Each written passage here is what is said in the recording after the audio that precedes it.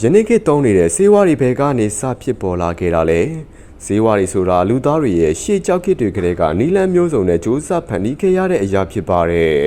သိပ္ပံပညာမထွန်းကားခင်မှာအများစုဟာဆေးဘက်ဝင်တဲ့အပင်တွေကိုစားတာထောင်းတာတွေလုပ်ပြီးယောဂါတွေတက်တာစေဖို့အသုံးပြုခဲ့ကြပါတယ်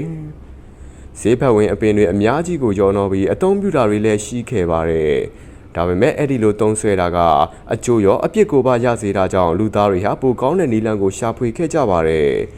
1500ကျော်လောက်မှာဥရောပလူမျိုးတွေဟာဘိန်းမင်ကိုစတင်တွေ့ရှိခဲ့ကြပြီးသူ့ရဲ့အစွမ်းကိုဆေးဝါးအဖြစ်စတင်အသုံးပြုခဲ့ကြပါတယ်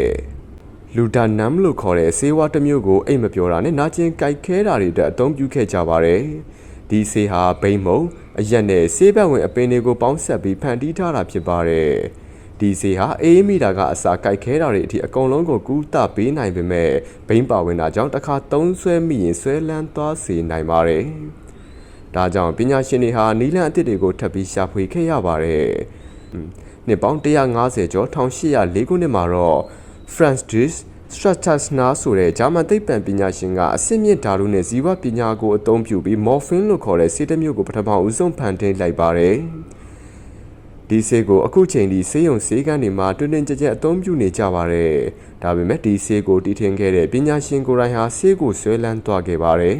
ဒါကြောင့် morphine ကိုဆရာဝန်ညွှန်ကြားချက်ကနေဖြင့်အသုံးပြုခွင့်ပဲရရှိခဲ့တာဖြစ်ပါတယ်